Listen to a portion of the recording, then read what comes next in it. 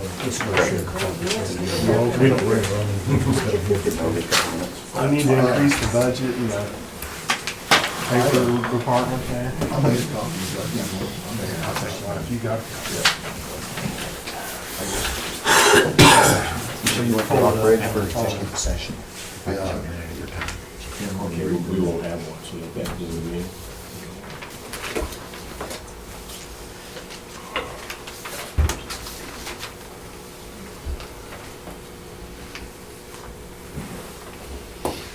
First time? Nothing big.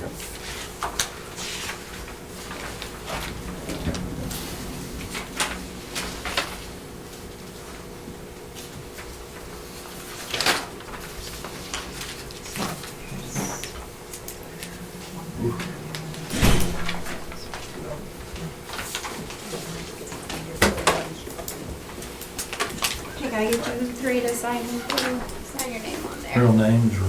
Whatever you wanna put. Yes, social security number, driver's license number, you know, just the normal, Adam. Bank account number. Password. Yeah. All right, well, it's close enough to 7 o'clock. I'm gonna call the meeting to order. We've got an agenda in front of us. Have we got any changes to that? The only change is we do not have a need for executive session, so I would ask that item be removed from the agenda. Okay. Anything else? That's it. Anybody have any questions about the consent agenda?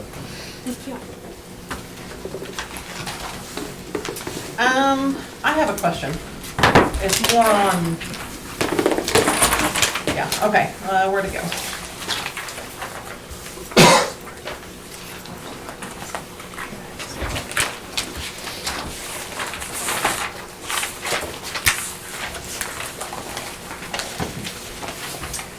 Trace number 1545, and I had emailed Mr. Hall earlier. It's about Shiloh Walden being reimbursed for $1,037. I'm not against that. But my understanding is that they go take their own money and then we reimburse them, which is, that would be understandable. But is that what we've always done? Just let a teacher take $1,200 of their own money? That's a pretty sorry setup, doesn't it? I mean, There'd be a lot of people that wouldn't be willing to do that, I believe.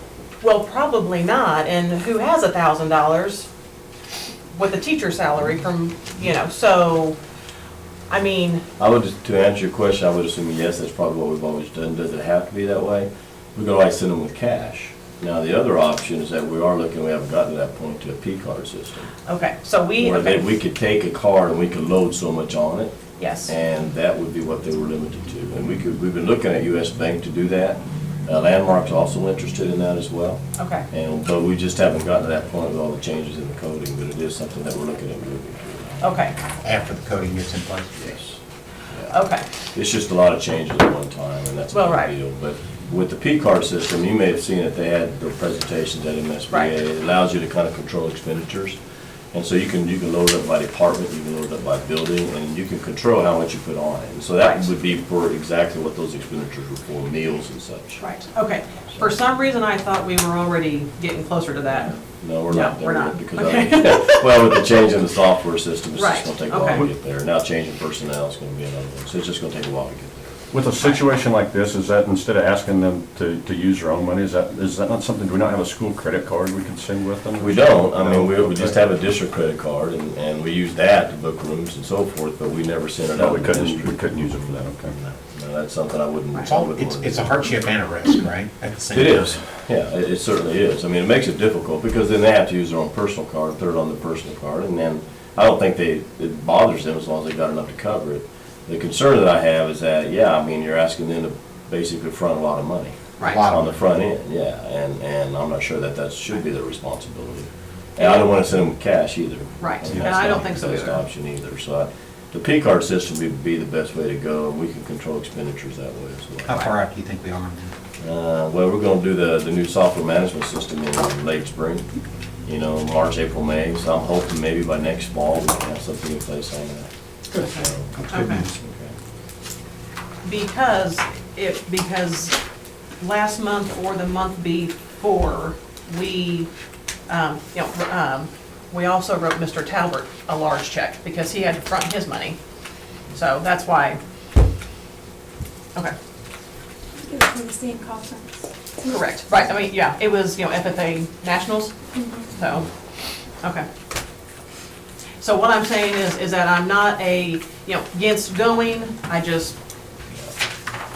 think I would like some P cards. Yeah, there's a better way Or of doing something. it, I'd agree. I mean, it's Okay. probably, it's not a good practice to expect our teachers to front the cash going out or front the money going out. Right, So we gotta come up with a better system. okay.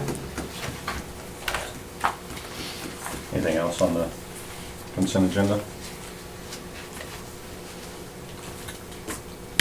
If not, I'd receive a motion to approve as presented. So moved. And a second. Second. Any discussion? All in favor, aye? Aye. Opposed? Very well. Administrative reports. Mr. Cunningham? You have the numbers in front of you. One thing that's kind of raised my eyebrow is we're down 20 students in the last 2 months. I investigated with Cindy, why people are, what's going on. She said there's really no rhyme or reason, but that's something to keep an eye on in the future. Andrew dropped the ball. Upcoming events, December 13th, first and second grade will have our Christmas concert this Friday in Mumford. December 17th, preschool will have their program at 6 p.m. in Grimes. Celebrations, third and fourth grade concert went very well, well attended. Kindergarten had a great program as well the day before Thanksgiving break. And on Friday, just an update, Donuts with Dads went very well. We had over 300 dads attend. In the past, I think 250 was the most we've ever had, so we had a real good turnout this year. So Plenty of parking? parking, Plenty of parking for everybody? we don't. They parked in West Plains. Someone asked me that if I was going to send an email out to staff, and I said no. Dads, they can walk, from Casey's, they'll be fine. But Cindy did. Cindy did tell me, she's like, those dads were winded. They needed another donut. Yeah, we're a little more hospitable to our grandparents. So we're glad to have dads in the building. If we didn't specifically have a day, I'm not sure if we'd ever see a dad, maybe. But I heard it was a good program. Good. Any questions? No, my only question is, why is the attendance dropping? Just because they're all moving? enrollment, yeah. Okay. 4 of those 10 we lost this month. I know 2 of the children were living in Christo's house, Okay. which is temporary. Right. And then we had 2 kids removed from their home by DFS. So that's 4 of the 10 right there, but it's still rather alarming that we're down 20 kids in 2 months. Right. Okay. At all? Tina? Okay, our attendance is down just slightly from the beginning of the year, but we had 4 new students start today. So that is one of those things, it goes up, it goes down. So what we're getting in one building, we're losing another probably. Attendance is down a little for November overall, lots of sick kids, and that's continuing into December.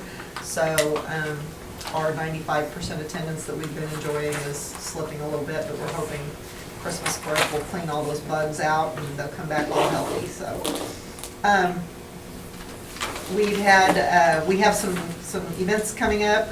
Ms. Fox right now is holding a 5th and 6th grade theater camp. It's after school every day this week and next week, and then on the 20th we're going to have an all-school performance during 6th hour, and we're going to stream that, live stream it, and have it posted on YouTube. We'll have all of the students in there, so there won't be a lot of room for parents, but we know that they want to see it. We're doing a lot of vertical teamwork tomorrow in here. The science department is going to work on curriculum and standards alliance. They're going to be looking at their test scores. They're going to be looking to make sure we're hitting where we need to be on our curriculum and our standards. Wednesday, social studies, math did theirs the week before Thanksgiving break, and then next week is ELA. And it's just a lot of hard looking at our curriculum and making sure we don't have any holes in it.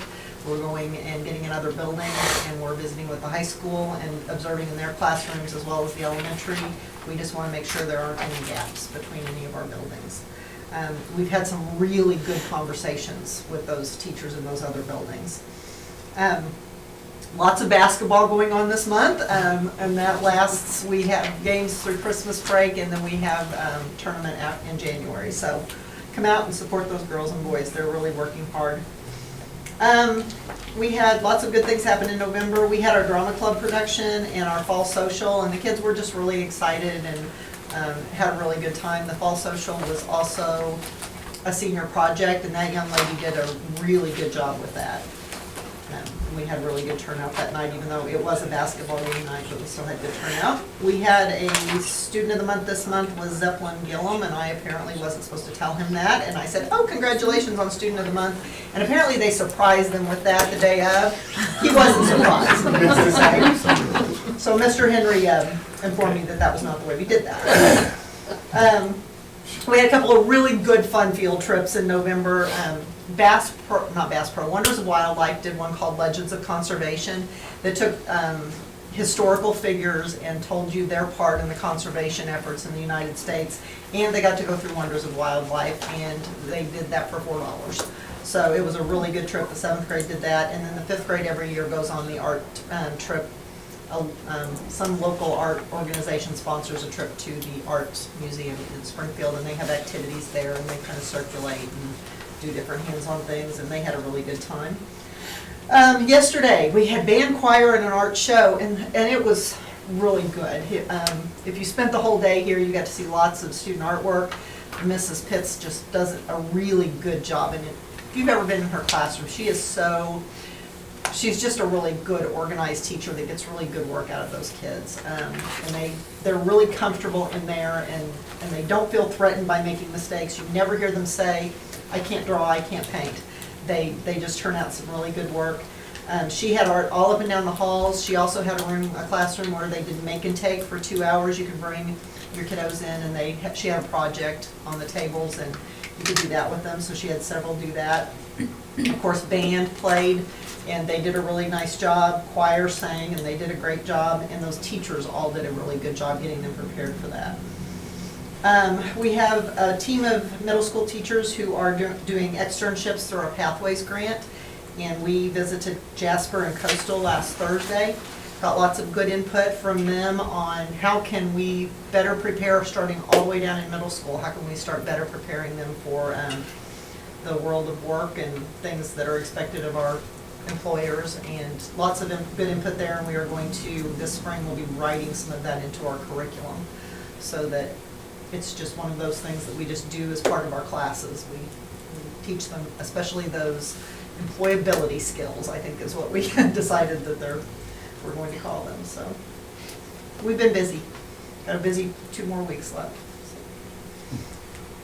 In the past, I know you talked about sports a minute, they used to have a home game during the day that they'd let the 5th and 6th, I think maybe even did the elementary come and watch that too? Yeah. Have you got anything like that planned, one of the games this year? Or You know, not? I don't, Robert James does all of Okay. the athletic All right. scheduling. I just show up and help supervise when I'm Okay. told to, but I'd be glad to ask. I know him. that was a big turnout, the kids really seemed to enjoy that, but I I didn't didn't know know if we there's did ever that. If I playing. remember correctly, don't we flip that back and forth between here and West Plains? I'm not certain. Because I think 1 year we had it at West Plains, the other year we hosted it, I so. think We hosted it last year, right? Yeah. We Did started, we have one last year? The year Okay, before we were at West Plains. okay, all right. There's think not we one on the started back- schedule right now, but I'll ask Robert about it. Okay. I think we started back with Mountain Grove and West Plains. We were playing one year we played the girls from Mountain Grove, and then next year we played the boys from West Plains in the gym. And we did, it wasn't that long ago we did it.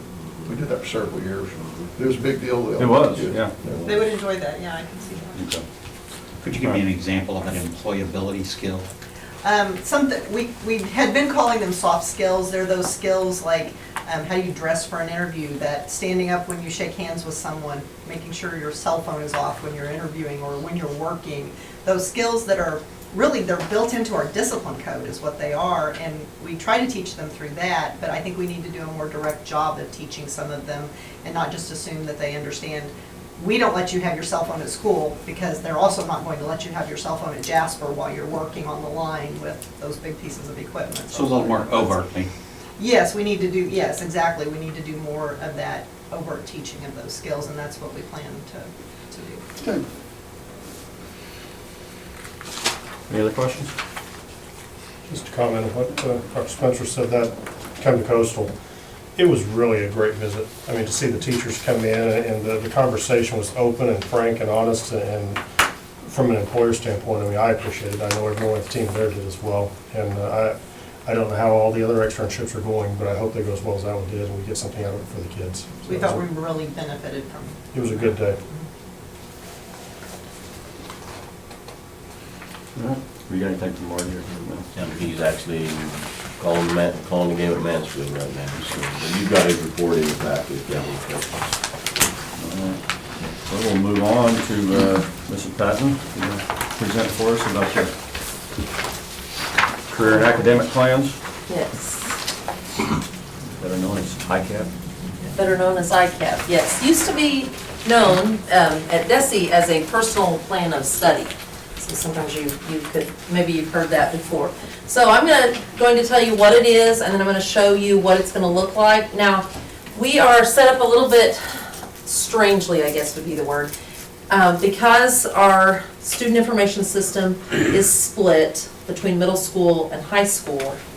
That makes it an interesting combination. I can't see 8th grade unless I go into the 8th grade side because of that split in our student information system.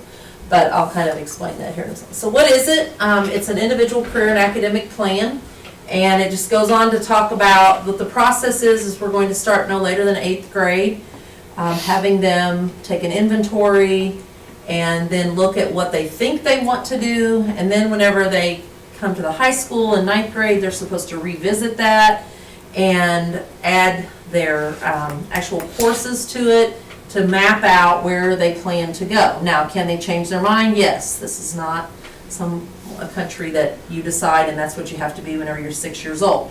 We actually had a foreign exchange student that told me that story, and I was like, oh my gosh, she tested when she was 6, and that's what she would be, period. She could never change her path.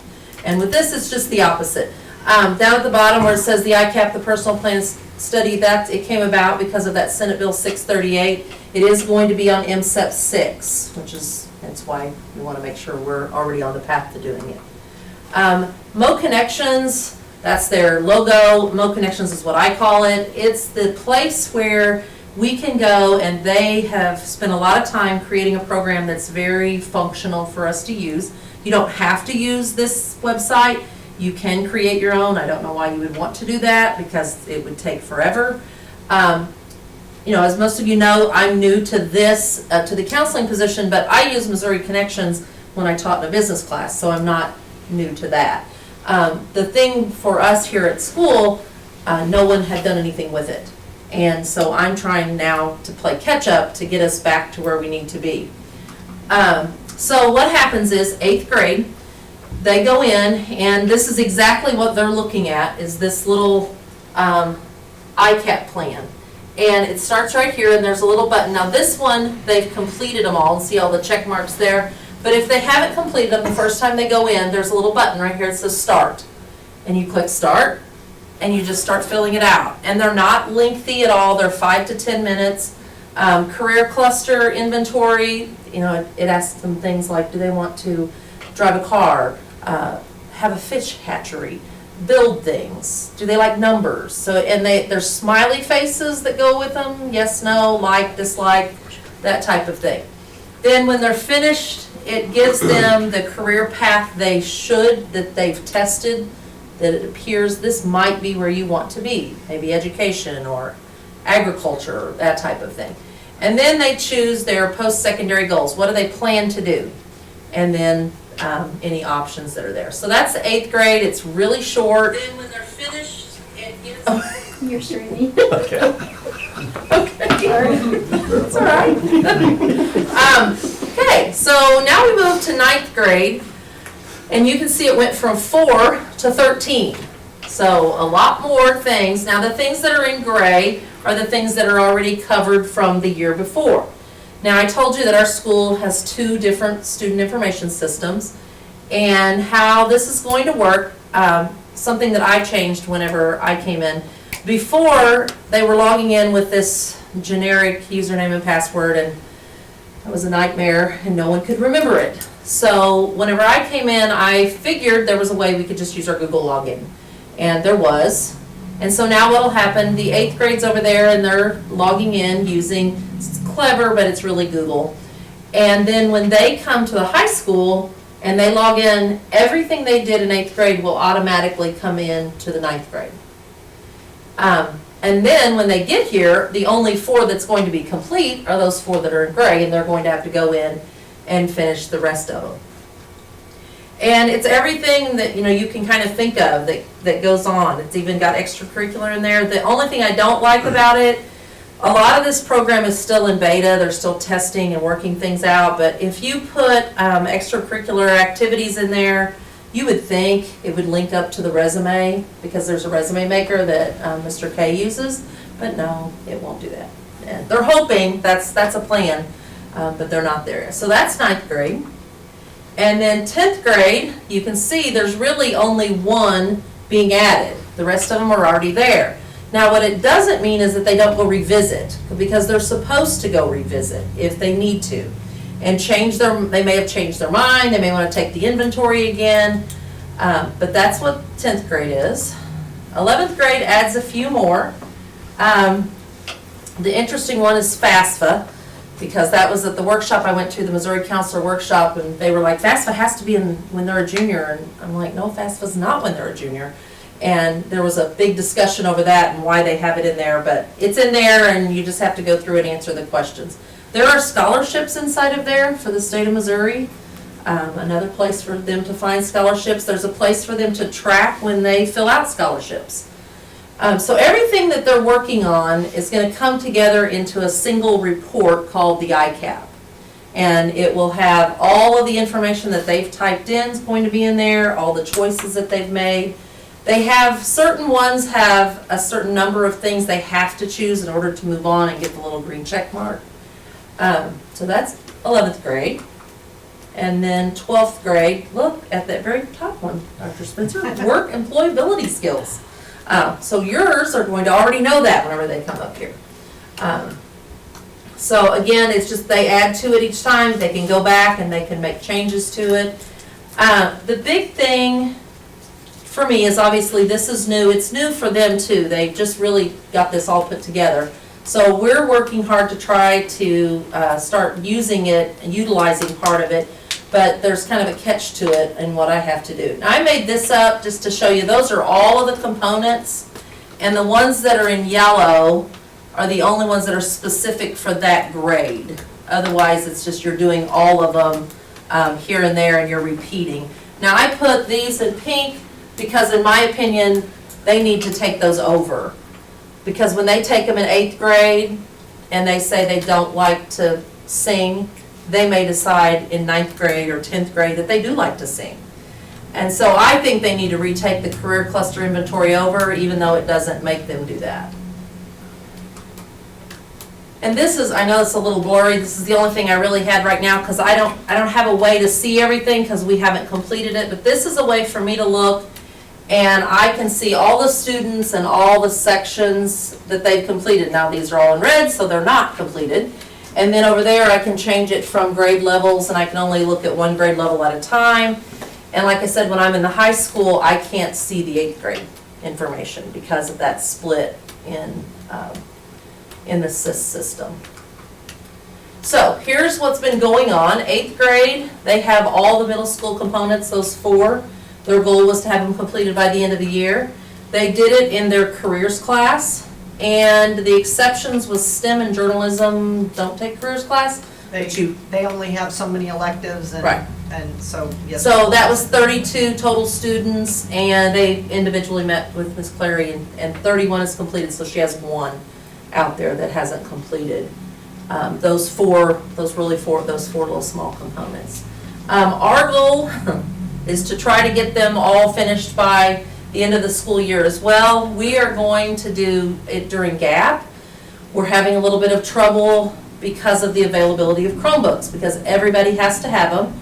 Andrew will not let me push them over the hill to the gym. He said I can't push them anywhere where it's going to shake the carts. So we're gonna sit down, Andrew and I are gonna sit down, figure out how many Chromebooks we have in the building, and then we're going to have a gap day, see how many we hit, and then if it's not very many, we may try to just do it in an English classroom or something. If it's very many, we're gonna flip on the next gap day so that we can get the Chromebooks. It's not going to take them super long to do those inventories or choose. The only place it might take them a little bit of time is when they have to actually choose what career they want, because they have to choose at least 2 careers they would be interested in. But once they're inside of the program, it's massive. There's just so much information. It tells them everything from how much money they're gonna make if they choose that career. They can compare 2 careers side by side, what the education is required to have that job. So right now it's new to us as well. We're just trying to get it going. For me, what I'm trying to do right now, I have some test student accounts. I've created them for all grade levels. And I started working through one today just to see how long it would take me to do it. And it didn't take me hardly any time at all. It'll take a little bit longer for them. The big thing there is the course planner. I am currently working on that course planner, and what that means is I have to put in every single class that we teach at the high school. I have to get it into a planner. The directions were wrong, first set of directions, and something wouldn't work, which I only do a little bit and then I go try it and test it.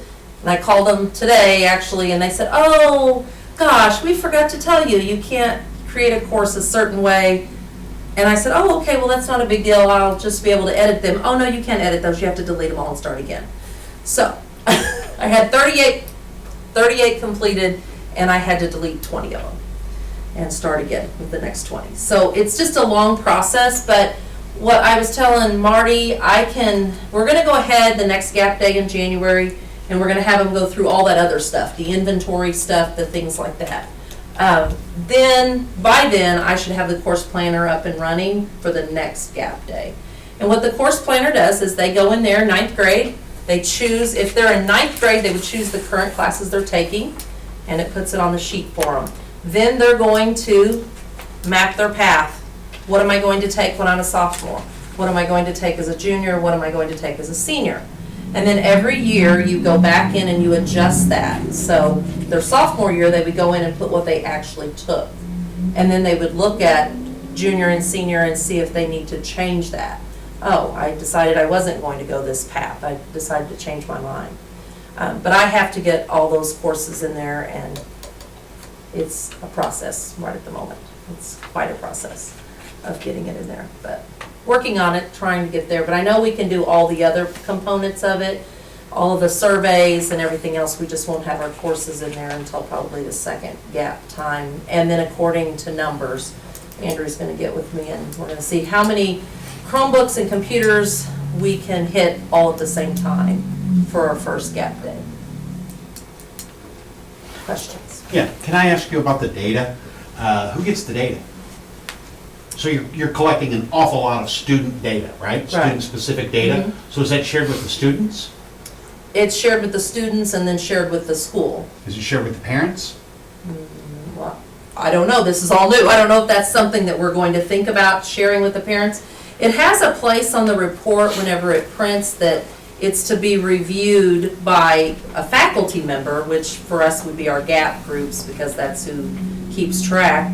I don't know if it had a parent component, but we could make it part of, because I'm going to go back to the old way that we registered before for classes, where the kids are going to register and the parents are going to come in and sign off on that, because that didn't happen last year, and that's been quite a headache, quite a nightmare, because parents didn't know what their kids were taking this year. Right, I would think that this would be an important piece of that. Mm-hmm. Yeah. And once it's filled out, to print it will just be a matter of us going in and printing the reports, and we could include that with our registration. And so beyond that, where does the data go? Does the data go anywhere else? Does the data just stay inside the district? Does the Far data go as to I know. Desi? That's what I'm asking. That's what I'm Oh, asking. no, I asked Desi, first. the only thing Desi wants to know is, are we doing it? Are you in And- compliance? Yes. Okay. And that's why they said Missouri Connections is not required by anybody. But as you can see, I don't have time to go create a program that's gonna do all of this. And we're doing, and it's free. And I can see the value, but it looks to Yes. me like all the stakeholders need to be involved, and I would think the parents would be stakeholders, right? Partially, but partially a student needs to start to figure out what they want to do now. Because I hear that a lot. As I had a lot of scheduling, because I had a bunch come in to schedule because schedules were not there this year, I had a lot of parents sit there and try to tell their kid what they needed to take. You don't need to take art. I never took art. And she said, well, I like art. It's like, I'm thinking, well, let her take art. You know, that's what she likes. So So you I think the do. school counselor should be deciding? No, I do not. No, I think the kids should be deciding based upon what they enjoy doing. Their parents are not going to go in and take the like and dislike inventory. That's going to be the child that does that. Then it's going to fill out a career cluster. It's going to give them an idea of what they should go into, human services, health services. And then from there, they want to pick classes that's going to help them on that path. And then they look at the career that they want to go into, and then what education is required. You know, are they gonna need 4 math classes instead of 3, because it only takes 3 to graduate? But no, I think parents should always be involved. I mean, I was involved Parents in have to sign off on the curriculum, mine- is that right? I mean, they still have to sign off on the curriculum? on curriculum? Schedule. Parents have to Schedules. sign off on their schedule? Schedules. Well, Okay, they schedule. will, yes. So, I mean, they need to be part of this. Sure. That's my, I mean, it seems like they're not in this, to me. Well, I mean, and I think that would be a good place for them to see the report and And say, I'm not suggesting that parents have the right answer for their child. yes, I'm not suggesting Yeah. that, but I'm saying that they're part of the Yeah. answer. sure. And I'm not sure that we're sharing that information with them. Well, this I has wasn't never aware as a been, parent. this has never been done here, so this is the first time. Just a work in progress at this time. Yeah. You know, ideally, and I don't disagree, I think especially the younger kids, most definitely, I think parents should be involved in that conversation. I think the issue that we have is trying to find the time, because in a perfect world, because we have advisory groups, and we have each teacher that's responsible for what, 10, 12, 14 kids. Yeah. It would be great to be able to sit up at conference with the teacher and the parents and the child to talk about what their 4-year plan consists of, and what careers they're interested in, what classes they want to take. I think that's a really important conversation to have, just like we talked about with the ACT Aspire. The importance of parents understanding at very young ages those areas that their students are struggling in. You know, so I think parents need to be an integral part of that process. And so I think the trick's going to be trying to find the time within the schedule to do that. Right now, we had student-led parent-teacher conferences, which I think this would fit nicely into that, at both the middle school and the high school. I think middle school is looking at doing that next year, and so I think that conversation would be good to have that. Besides just how my kid do it in school, I think, what is my kid interested in now in the next 2 or 3 years and after high school? And so that's a great conversation to have, I think, and have the student kind of be responsible for that conversation. So I absolutely agree. I think there should be a parent component there. A couple questions I had, and I've sat in on several conferences, and they mentioned this, and they're really Desi struggling with this, because there should be a post-secondary component to this as well. There should be, if we have a student who says, okay, I want to move into culinary arts, that's what I want to do, you know? And I mean, it could go to the South Central Career Center, but then we have somewhat of a responsibility to find programs for them to attend after high school to do that. And we don't have any around here. And so trying to find a database of post-secondary opportunities for kids so that we can, from a guidance standpoint, give them direction on, you may want to look at this post-secondary institution or this one if you're choosing this as a career. And so we kind of have that obligation. They're working on putting together a database of all the programs that post-secondary institutions offer and all the different career pathways, that we can maybe give kids direction on where they might want to look at as far as this college or that college or this technical school or that technical school. They said it's a work in progress and they're relying on districts, and they're relying on colleges, universities, and technical schools to get them their information. It's not always easy, but they said that, that it's a work in progress. Eventually they'll get there, but that's a pretty important piece. Well, and that's what, at the workshop I went to, they were talking about how they send out requesting information of what degree programs they have at colleges, and they don't get them back. So you can't put data in if you don't have data to put in. And that was a big complaint that they had. And this program, the ICAP program, the ICAP component just came out and really is still almost in beta. It's a struggle. I mean, it's lengthy to figure out and get it all in there. But I think once the schedule's in there for us, I don't like the report, because the report shows you what graduation requirements for the state of Missouri is. It doesn't matter that I put in our graduation requirements. But our kids can see on another screen the graduation requirements. You know, she's asked, the person in charge of it, she's asked for that to be changed. They're just not doing it. It's free. They're trying to get there, but I mean, this thing is huge. It's just unbelievable. When we first looked at it a couple years ago, we looked at it in gap groups, and a lot of the teachers were just overwhelmed with, because you click on one button and you could be 5 screens deep and you don't even know where you're at and how to get back to where you need to be. So my goal is to start out with just, let's get them to the ICAP, let's get them taking the inventories, because that's going to tell them where you should be. I had a student just the other day that's a junior that came in, and she was like, I don't know what I want to do. And I said, have you, because juniors have been in this program, this is where Mr. K has them do their resume. So they kind of know what this is. So I said, have you went out and completed that inventory, the career cluster inventory? No. Can I do that? I'm like, sure.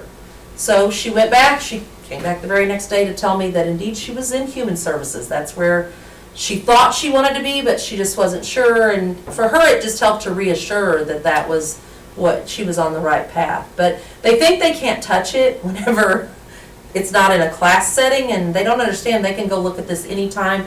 They can show it to their parents anytime. And I mean, that would be a phenomenal thing, but getting parents to sit down with their kids and look at it, it's another thing too. So we have to tell them it's out there first. Yes. I mean, well, it wasn't out there till now, so. But my Yes. point is if we Yes. don't share it with them, they don't Oh, know to yeah. go look for it. So like I'm on my phone and I can log in, guest log in, or I can ICAP log in. You can't. You can Well, guest obviously not log me, in, but but like a guest log in. But I don't know what the have- guest login does. But if Don't use we it. like have our kids log in, can like they log in from like a They- home computer? They go to the Clever, and they know that, they know what that website is. It's a bookmark Right. inside of Chrome. Okay, okay. And that's where they go. They don't go to that page. I go to that page for Okay. district. I have a district account, a site account, a regular school account, and then I have all my student Okay. accounts. I have to go through that, but the rest of them all go through Clever, Okay, which is Google. okay. Clever Google. Got it. Clever's a program that keeps apps in it. But Okay. yes, they know the bookmarks and Right. to go there, and then they just go there, and then they just click, log in with Google, and they're in. The thing for me, before I ever started, I met with Jackie Marling, who's from our regional, and my big thing is, I am not a person that I want any of our students to spend hours doing something and it be gone, and that's what happened 2 years ago.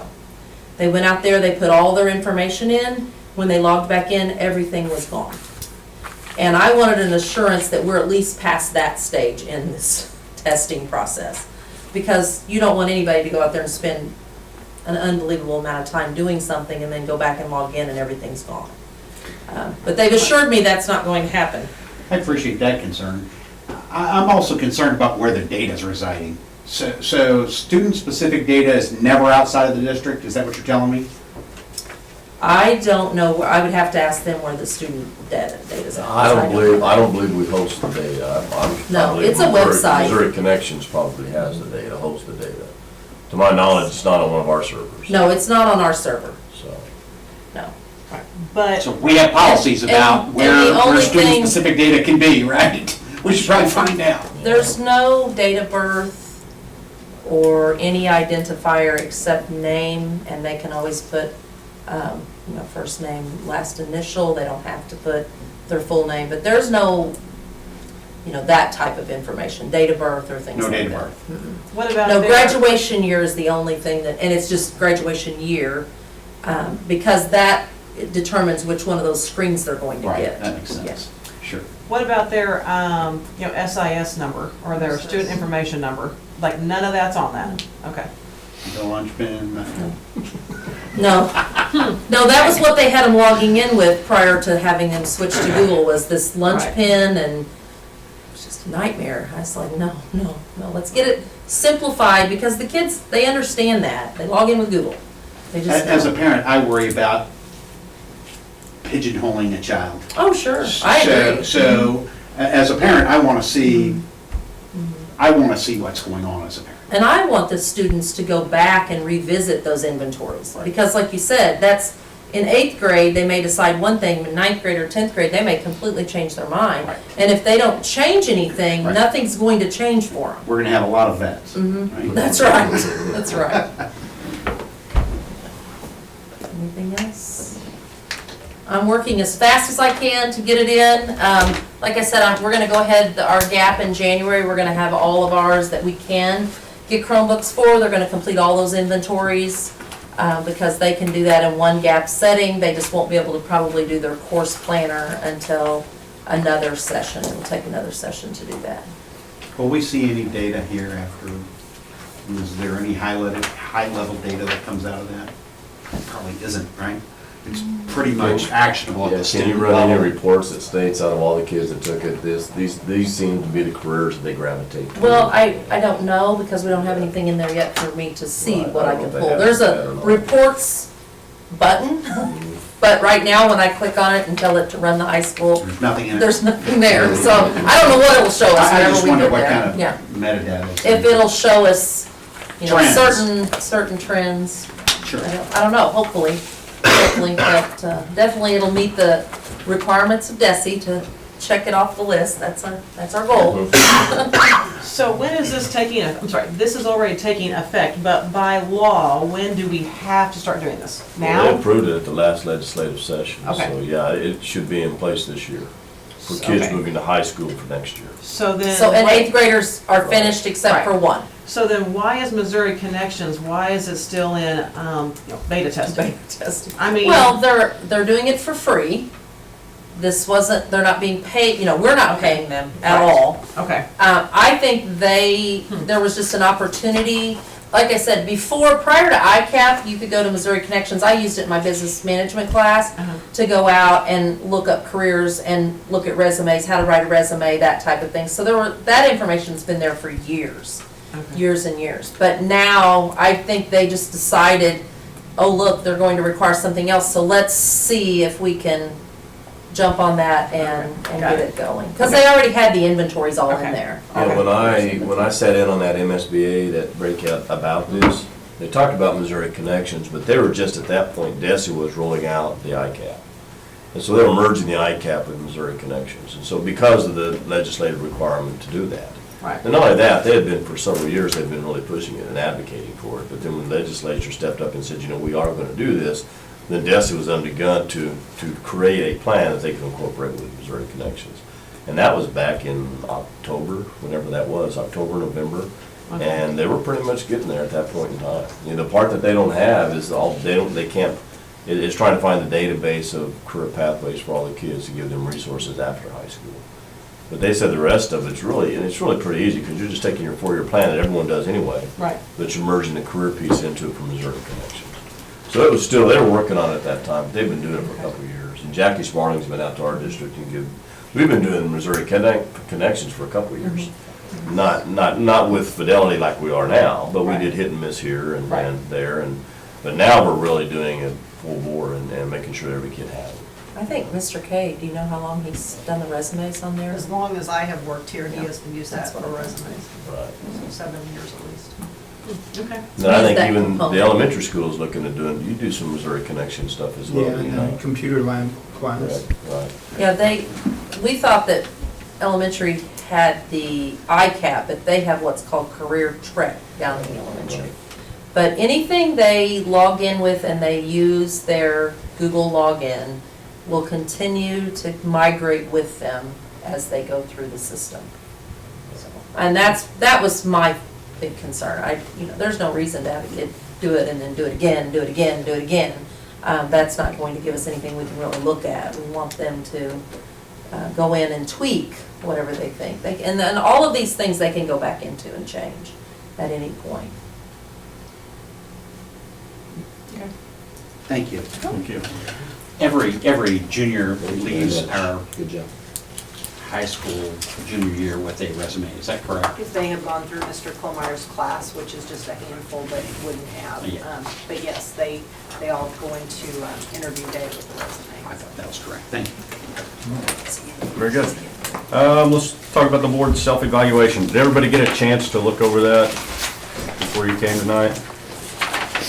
I made copies, I tried to go in for everyone, but evidently the copy ran out of paper, so you may have one for two, but we might be okay now that Mac's not here, so we might, I think everybody's got one. All right, we'll be- Anyways, I looked over it this weekend. It looks pretty typical like it has in the past. It kind of, I don't know, we maybe spaced out just a little bit more on the rankings of accomplished, most accomplished, marginally accomplished, and not accomplished. It seems like we're spread out maybe a little bit more. Maybe our different members' thoughts are different, but I just thought that in the past, we've been a little bit more grouped up than what this shows. Anybody else have any thoughts on that?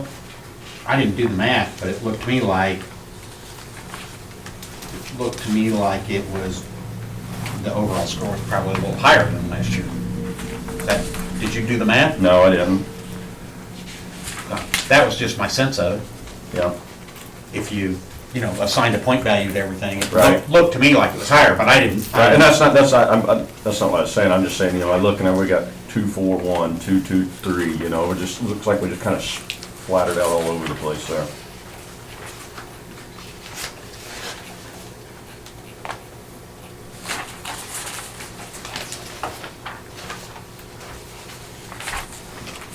Anyways, Well, if you break it up, I mean, like say, for instance, if you try to do different quadrants, you can say that on the first one, for instance, on vision and mission, 6 out of the 7 believe that it was either accomplished or most Right. accomplished, which I think's pretty good.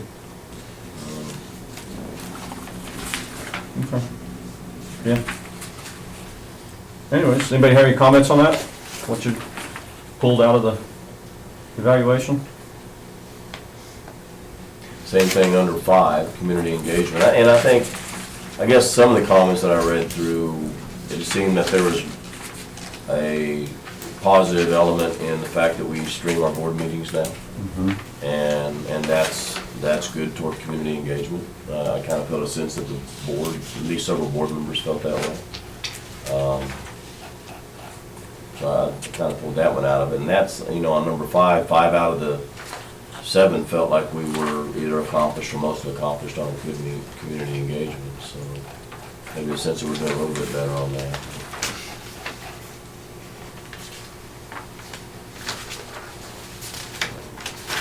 I would say 6 is probably our worst performance, right? Looks that way. Board operations and training.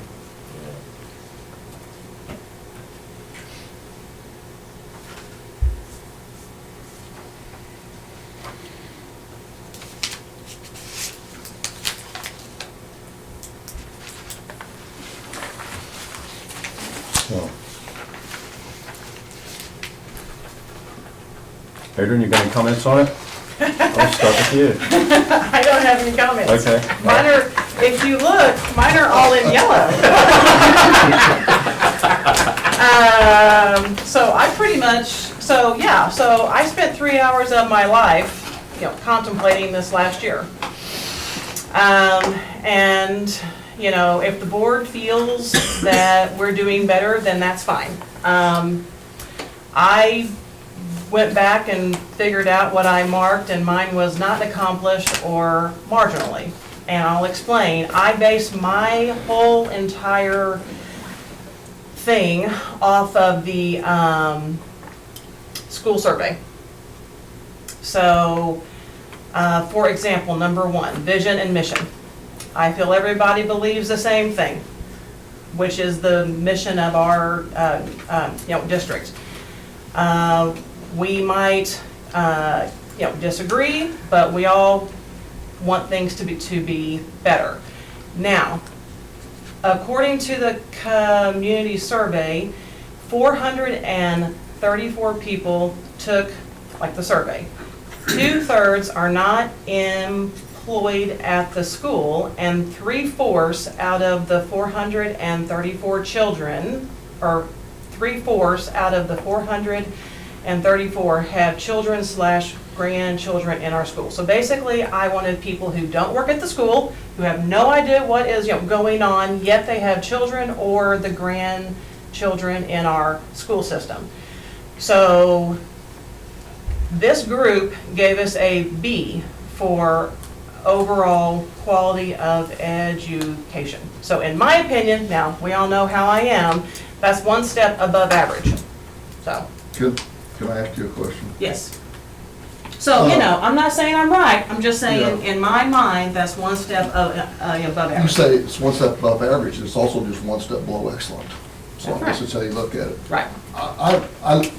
Read your deal on, and you use that rationale on almost all of these. Yeah. How do you take, you're saying that one group of people that you're taking, but the survey is still 434 people. Right. So it's the 434 people that are giving those answers, not those No. stakeholders you're talking about, are they?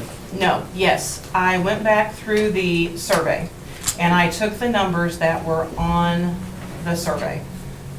And it said that 2/3 were not employed at our, school district. So I took those, Right. 66% people.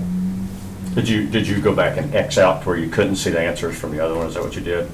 Didn't we have a tool at one time where we could do that? Or is that not what you did? No, I just Okay. went to the, paper copy. Okay. So I just took that 2/3, and then that's where I went through preparing students for a 4-year college. So yes, I see what you're saying. 434. These answers are 434 people. That's what this data is, right? It's not just that group that you're picking there. All these answers are 434 people. You couldn't tell which answers were by the 2/3. Right. So yes, you're right. I mean, yes. You could with that filtering tool. Yeah. Right. With the tool. You could go in and you could just. Yeah, but you I could didn't use the it. filter tool. Yeah, No, yeah. But so yes, so out of 434 people, they gave us a B for, overall education. They gave us a B- for pairing students for like a 4-year college, and a C+ for CTE. So that's the career school. I mean, C+, I thought we were better than that there. But this is their perception. But yes, you are right. So yes, that is the whole group. So that was not the 66% then. So yes, you are right. I agree about probably on the, when you have a C+, but I mean, we'll always want improvement, but I think B's still a pretty good assessment if we're getting that back from the survey. I think that's a good grade. It's not the best grade, it's not maybe the grade we're striving for, but I don't think it's bad. I would be surprised if you get many A's at all on any surveys, because my thought is if you're getting an A, people think you're doing the best job possible. And I look at things, there's always room for improvement on just anything we do. So it's hard, personally, when I do a survey, to give an A on anything. Yeah. I mean, yes, and I see what you're saying. I'd point out that 4/7 of the board thought we were mostly accomplished, which is probably a B. Just saying. But yeah. But 6 out of 7 is an A. So 6 out of 7 thought we were either accomplished or mostly accomplished, so I think the board kind of feels pretty good about it, about how we are as a division, I think, overall. Yeah. And I think too, and I think anytime you give a survey, it's typical bell curve. I mean, you have a few at the bottom, a few at the top, and most of them's kind of center in the middle range, which was not unusual for the community survey. I would be concerned if we knock the top off in every single category. Because then that would tell me that, you know, either they don't know or they're just completely happy and they're oblivious to everything that's going on. I mean, I don't know, I think you need to have some downs so you have something to work on. I don't think everything can be perfect, and I don't think everything should be bad either. I think we should be somewhere in the middle. Something to strive for, you know, to continue to get better at. But, you know, and it's interesting because they felt like I think something you could pull out of that is they felt better, not by much, but they felt better about us preparing students for a four-year college as opposed to a career. Exactly. You know, I think that's kind of an issue. And I think a lot of that could be communication on our part too, on communicating what we are doing to help parents understand about careers. Because I'm not sure parents know that we have 60-plus kids that attend the South Central Career Center every single day. Right. That we have 2 buses going down there and coming back every single day. I don't think parents know that. But to be fair, when this was taken, that wasn't true. That is correct. We've taken steps in that direction to Correct. improve the very thing that they say we're not doing very well. That's right. But at that time, there were 40-some, you know, but again, there were 434 people, so that may not have impacted them. So they may not have known what we were doing on the career side. So part of that could be we need to do a better job of communicating Exactly. what we are doing for career preparation. And so, Right, and that is why I put in NICSA, because NICSA, you know, they are loved all over the state. Number 5, Is this guy the communications director? yes, Okay, so it's a, right, yeah, they got a PR guy. right. Oh, yeah, no, they have a, you know, PR, you know, department. So, yes, do I see that we're never gonna have PR? Yes. We've I got totally one. get that. We do? Yeah, it's in the superintendent's office. But, you know, and like, you know, I don't know how you go and talk with like the public, but it's the majority of the information coming from our district is from teachers and the staff members. And 26% is from, you know, automated phone calls. I'm not saying teachers are bad to get info from. I'm just saying I would rather the information be you know, coming from the website or an app or. But I think that's not unusual either, because in past community surveys I've been involved in, probably the most direct source of information, it's not the newspaper, and it's not No. news. It's word of mouth. Right. People But- talking, people at grocery store stuff, like, I mean, they just hear Right. from each other, that's how they get information. But like NICSA, for example, they, you know, have a app and you have to download the app. So all of your athletic updates, because I hear a lot of parents, well, it's nice I know now, you know, because we got the team app, we got the Remind app, we got Willow extracurricular activities, we got Willow Spring School on Facebook, we got a Twitter account. If you centralize that stuff in one app, so I don't know what apps cost. Yeah, we had that conversation, actually, as administrative team at the beginning of the year. We actually had a demonstration on one of the apps, and we felt like for the cost involved, it wasn't worth pursuing at this time. But there are districts that have done that, and I've had prior ones, and it is pretty slick.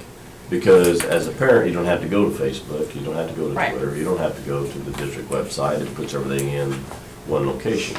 Right. And you can enter that in, and it automatically goes straight to the app, and you can Right. filter it as a parent, because my kid plays basketball, my kid plays track, and my kid's in tennis and debate, and so you can click those buttons, and those are the only notifications you'll get. You don't have to get them all, Right, you know, because it has a tendency to be pretty overwhelming.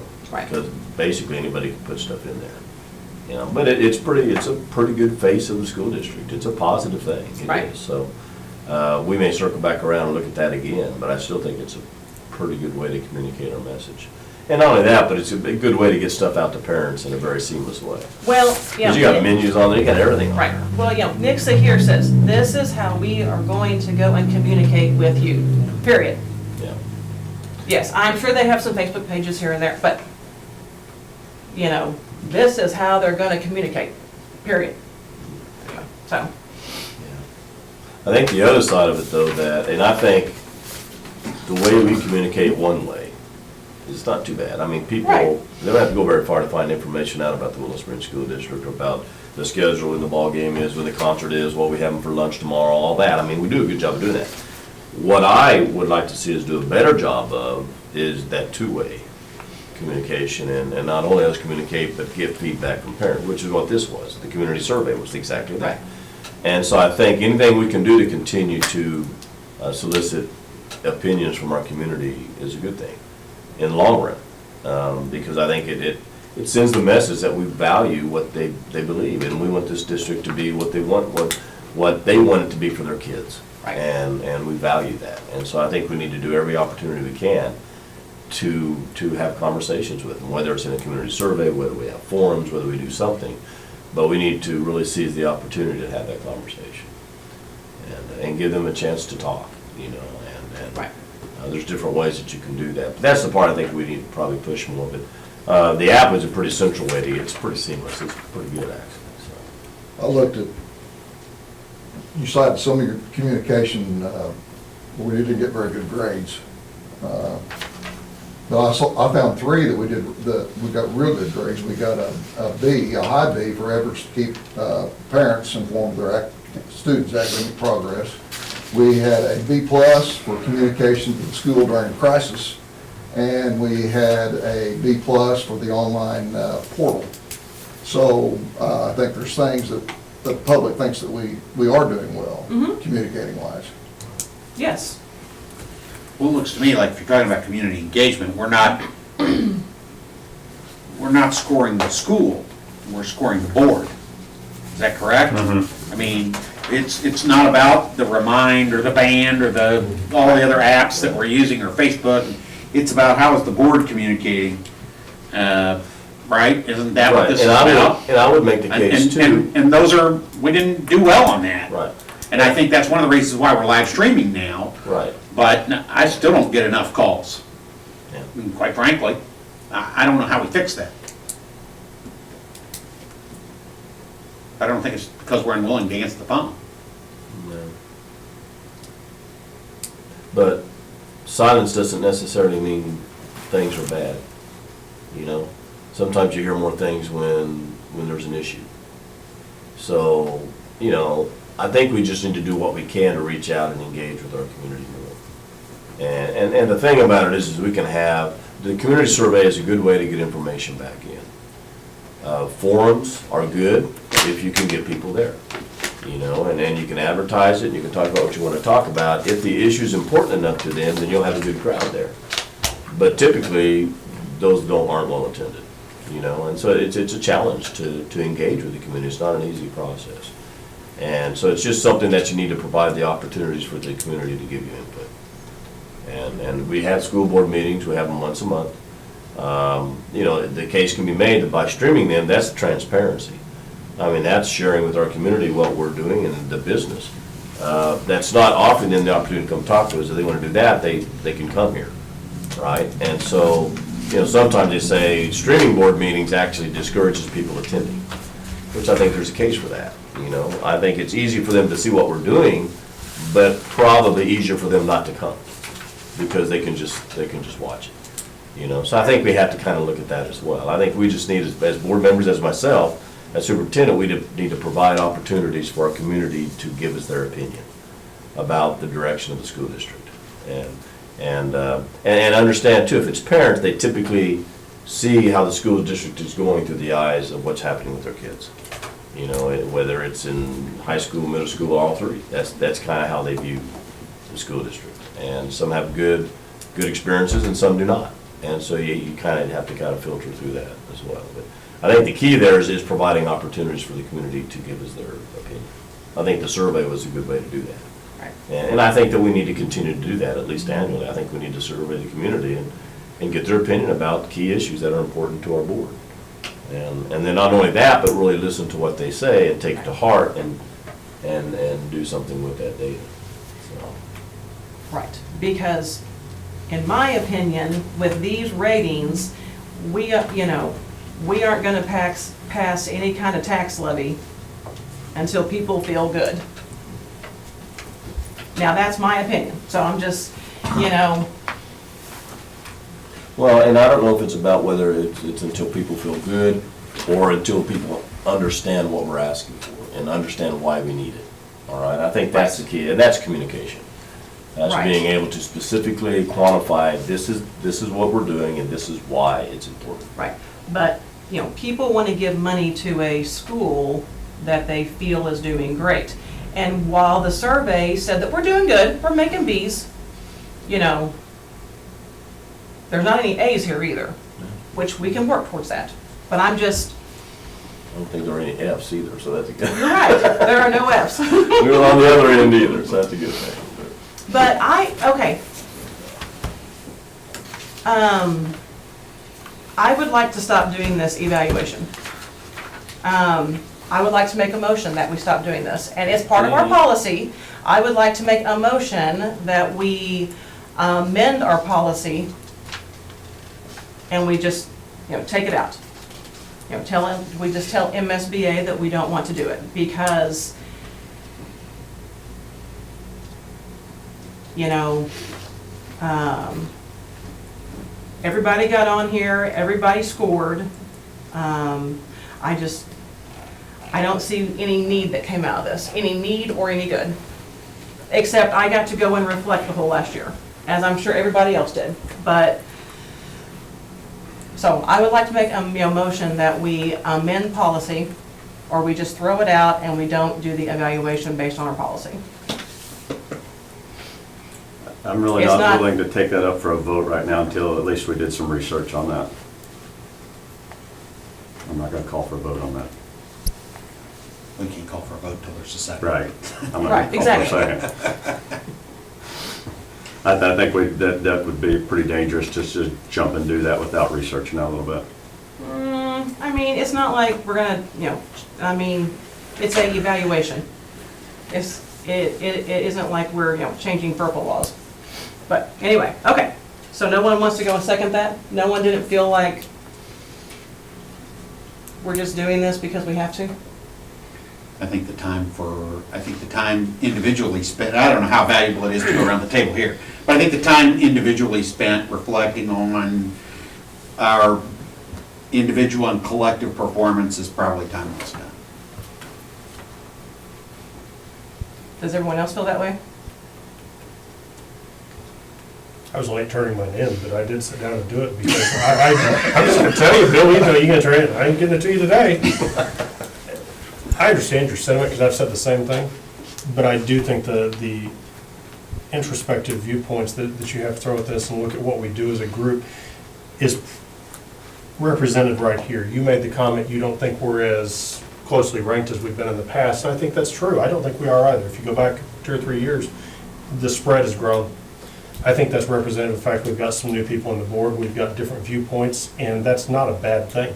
I think there were several comments in this that were talking about communication, and while we are not as, we're more civil than we once were, we're more open to conversation and criticisms without finger pointing and hatred in the room. I think that's where we should go, and I think that things like this help bring those conversations up. Your conversations tonight are good conversations to have in here, talking about what we do. Does it take a little time? Yeah. Can it spur a good conversation? I think it does. I mean, and I think it will continue to do it. But I think honestly, in my opinion, you should see 2 things. You should see a spread like this. If you have 7 people all in the same boat, you need some new members. That's my comment number 1.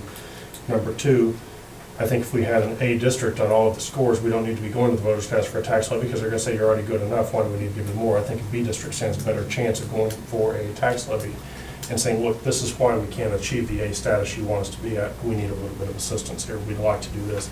I agree there's places we need to work on, and I understand, but the 434 sampling is not enough of our community to really have a basis of everything we have out there. Right, and maybe the next survey will do better, I hope. meaning more people might feel like they want to go take the survey. I hope, and I hope that continues to grow to give us more basis on what our community really thinks of us. But I tend to agree with what Brent was saying. I mean, there are some real positives in that survey as well. But it's, okay, yeah, and that's fine, so, okay, so I won't go any farther.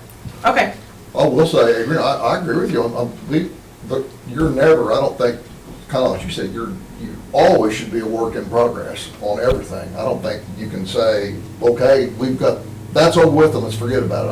I think you have to try to improve on everything that you do. And I think some of those areas you talked about, I think probably if we're getting a C, we probably need to be looking at that. Right.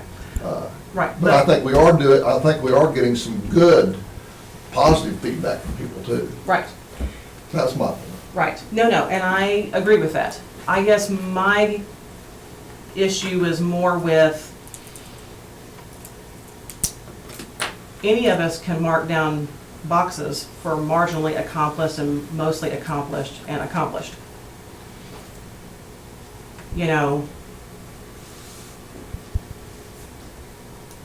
if it took you 5 minutes to fill it out, then, or if it took you 30 minutes, and maybe you're a fast thinker and you knew exactly which one you wanted to pick. I'm just saying.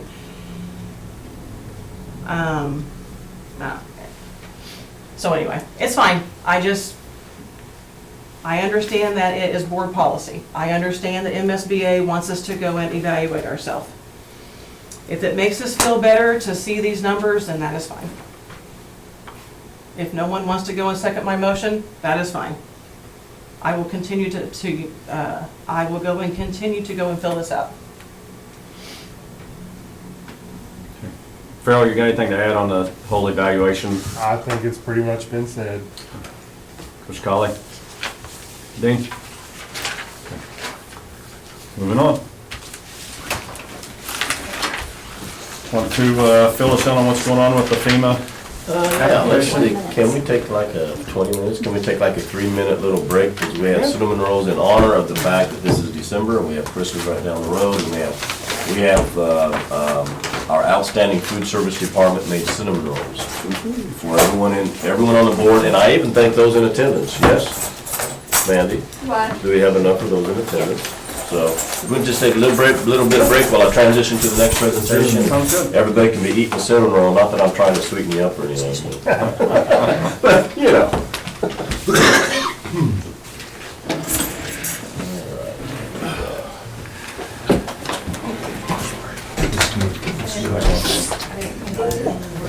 Good, Earl, good? Yeah.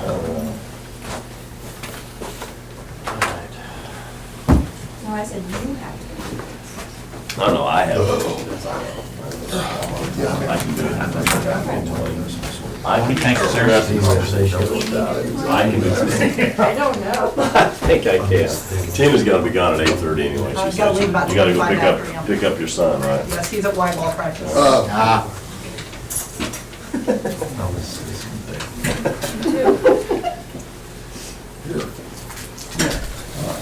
sorted in the carbs thing, low carbs. Sure. I didn't even ask if anybody else wanted to.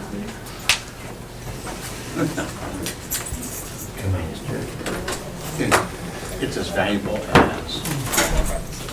as the time you put in it. Right? You put time in it.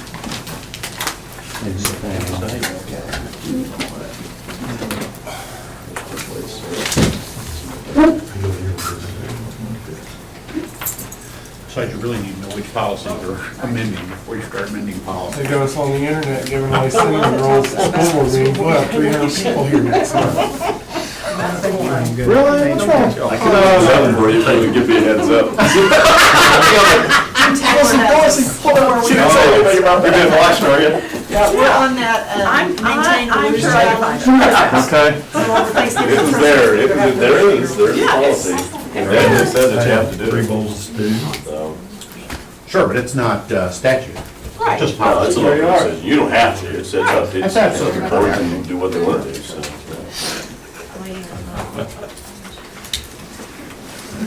Does anybody need a napkin? I do, please. Thank you, Tony. Thanks, Mandy. Somebody, you good, Bobby? Yeah. I have to wait in front of Jim Taylor when we come back from Christmas break. You're doing the Christmas Yes. bonus thing. Yeah, aren't so I you? will not be having a cinnamon roll, Oh, thank you. okay. We'll put a Just take a box couple over here. laps. You mean, then we'll see it. Just take a couple laps around GNW parking lot before you get in your car. It'll be all right. Okay, can I go ahead and get started then? Whenever you're ready. I just wanted to take a few minutes and update the board on where we are with the FEMA grant application. If you remember, we had a special board meeting last month, and the board at that time approved to work with SDA Designs and as far as the architect to assist us in developing plans for a new FEMA shelter, as well as with SCOCOG and Jessica Pollock, and to partner with them in the development of the grant application. The application itself is due December 20th. I have a few things I want to share with you. I've had the opportunity over Thanksgiving break and in the last several weeks to work with both Pam Haldeman, who's the architect with SDA Designs, and Jessica as well, provided numbers with them, and I appreciate our administrators, our principals. I know when they're out on Thanksgiving break, I was able to text them and say, hey, I need numbers, and they were able to give them to me, even though school didn't assess it. So I was able to provide that to them. And that is an extremely important part of this process. What I want to do is take you back to what we have now, when we received it, and where we are at the current FEMA shelter, and why that's important with a prospective possible new one. And again, keep in mind, all these, and I have the document in front of you, none of this is written in stone. I mean zero. These are all estimates, okay? And it's all on the premise that we even get approved for a FEMA grant. We may not, all right? But these are estimates that the architect drew up based on the fact that we wanted to utilize a new FEMA shelter for something other than just a FEMA shelter, and what that looks like and potential cost involved. So a little bit of the background. The current FEMA shelter was constructed in 2007, all right? The primary purpose was for sheltering middle school and high school students and staff, all right? That's extremely important, because as we went back and looked at the numbers, and I can say that I can attest to this personally, because and when we do tornado drills and we pack all of our middle school kids and high school kids and staff in the Bears Den, in the FEMA shelter, it is packed. And I mean, it is shoulder to shoulder, all right? And so we obviously didn't take into account the community, outlying communities within a half-mile radius of that shelter. So we built the shelter based on just sheltering our students and our staff and volunteers who happen to be there at the time. Now, it works out because if the tornado sirens go off at 10 or 11 o'clock at night, we run up, we open it up, the community's taken care of, no harm, no foul. If we ever run into a situation where we have a tornado bearing down our community at 1 o'clock in the afternoon, we have a problem. Because we can shelter our kids and our staff, but we cannot get folks that are within a half-mile radius of all of those folks into our shelter. We don't have capacity for that. And so that's important for moving forward to this next application. The total square foot of the current shelter is 4,817 square feet. All right? And that was based on, I think 1,400 bodies. Don't quote me on that. It's $5 5 square feet per person is what it comes out to. So we didn't take into account the outlying community population. There's been a change in FEMA guidelines since the grant was first written in 2007. All right? They've eased up on such things as bathroom facilities. They used to be able to say that you can't count that towards your FEMA shelter. But the FEMA guidelines are like, people have been pressing them to say, well, you mean like if we have that, we have to utilize bathroom space, that we can't count that for FEMA funding? So they've eased up on things like that and have allowed us to count those things. So part of that can be considered in the eligible square footage of the FEMA shelter, which helps us out as well. We can allow for additional auxiliary spaces to count for FEMA funding, but not finishing. All right, so we can build in facility spaces, but they're not going to pay for us to finish those spaces, because at the end of the day, this is a building with 4 walls and a ceiling attached, and that's all they're going to pay for. All right, if we want to put a floor in there other than concrete, we got to do it ourselves. If we want to do something, if we want to paint the thing, we got to do it ourselves. All right, but they will put in the basic necessities for that, which includes also a generator. We have to have that as well by FEMA requirements, and so we need to take that into account as well. Now, we can still count outlying community for new FEMA shelter that will go into the overall size for the FEMA reimbursement. In other words, they asked me to send them their numbers, our numbers of all students and staff in all buildings, all right? Students and staff that were employed by, or staff that were employed by the school district, all students attending, and any potential volunteers that we might have in any building at any given time. And when they did that, they arrived at a number. And they had a mechanism then to go out and find out how many bodies we have within half a mile radius of that facility in our community. And there's a computation they figured in there, and I can't even go into the detail on how they did that. But when they did that, she arrived at a number and said, you know, based on this, when we did our notice of intent, I believe we were approved for like 3,780 square feet on a FEMA shelter just to house our elementary kids.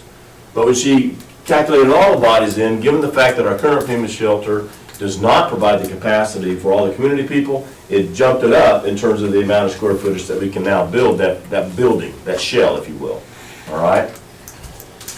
So we take into account all students and staff and potential volunteers in any coverage, as well as all residents within half-mile radius of the proposed shelter, less the sheltering capacity of the current shelter, the current facility, and you arrive at a number. And when they did that, you know, we could apply for a grant from FEMA for 9,950 square feet. The shell, just the building. That's bigger than the one we got now. Yes, it is. Quite a bit bigger. Twice as big. Quite a bit bigger. All right? And it's 3 times bigger than the one that the notice of intent that we were approved for the grant application to give, because all we gave them were little bodies. We gave them elementary bodies. What we didn't know is that we could go back and we could recapture those that we didn't do the first time and build them into a larger facility now. All right? And that FEMA would allow us to do that. No? But it depends on what the board's wishes are. And because we can either make this a community shelter or we can make it a school shelter. All right? And that will dictate the size of the facility. It just depends on where we want to go with this and what we want to do. Okay? And cost is an issue. We need to talk about that here in just a few minutes. Other issues to consider: how much space is needed for additional gym practice and game area and site location. All right? So we're talking gymnasium. All right? Now we're not talking a competitive 2,000-seat gymnasium. All right?